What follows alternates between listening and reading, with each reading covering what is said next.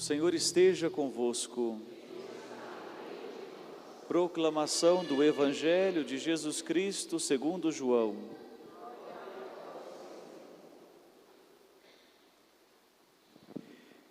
Naquele tempo, os judeus discutiam entre si, dizendo: como é que ele pode dar a sua carne a comer?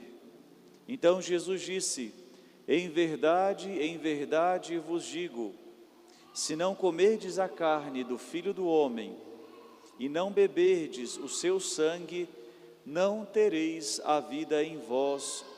Quem come a minha carne e bebe o meu sangue tem a vida eterna, e eu o ressuscitarei no último dia. Porque a minha carne é verdadeira comida, e o meu sangue verdadeira bebida. Quem come a minha carne e bebe o meu sangue permanece em mim e eu nele. Como o Pai que vive me enviou, e eu vivo por causa do Pai, assim o que me come viverá por causa de mim. Este é o pão que desceu do céu. Não é como aquele que os vossos pais comeram, eles morreram. Aquele que come este pão viverá para sempre.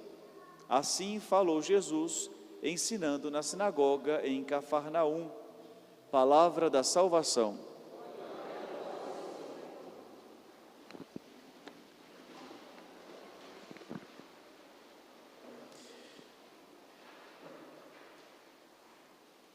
Assim, o que me come viverá por causa de mim. Boa noite, irmãos. Bem, nós estamos agora vendo o escândalo que o discurso de Jesus aconteceu e realizou no seu auditório. Jesus começa muito bem, multiplicando os pães. Depois Jesus faz muito bem, prometendo um pão que nunca mais vai gerar fome naqueles que comem. Mas quando Jesus começa a aprofundar o discurso do pão da vida, dizendo que era necessário comer a sua carne e beber o seu sangue, aí o discurso começa a ficar um pouco mais audacioso e gera escândalo. O caminho que Jesus escolheu para vir até nós é escandaloso. Se a gente começa a fazer uma revisão da vida de Cristo, o Filho de Deus resolve se fazer homem. Que coisa escandalosa, a ponto de gerar inveja e rebeldia nos anjos, a ponto de fazer com que o anjo da luz caísse para o inferno. Mas depois, o Filho de Deus resolveu assumir a profecia do rei de Davi, a ponto de gerar escândalo na vida de Herodes e mandar matar umas centenas de crianças. Mas depois, Jesus ele resolve morar em Nazaré, na Galileia.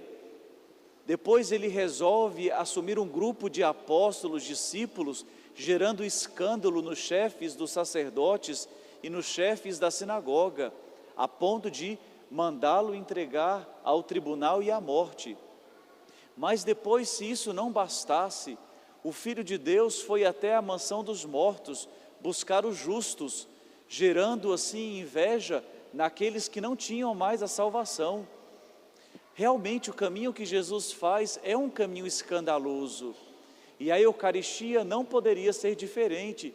Imagine quantos que se escandalizam com a Eucaristia, quantos que não podem comungar, quantos que se privam da Eucaristia devido a um pecado, seja um pecado pontual, mas seja uma condição de pecado. Realmente isso é escandaloso. E por que que Deus escolhe esse caminho do escândalo? São Paulo vai nos dar a resposta. São Paulo diz que Jesus escolhe esse caminho para confundir os sábios. Os sábios, eles se enganam com a sabedoria humana. E Deus quer nos dar uma sabedoria divina.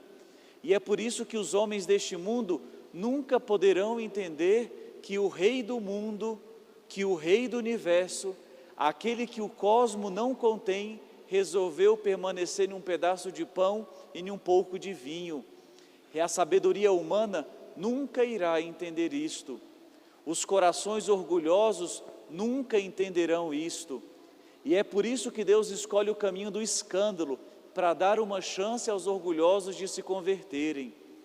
Quando Deus escolhe esse caminho escandaloso, está dizendo para os intelectuais: olha, Deus é muito mais do que você pode entender.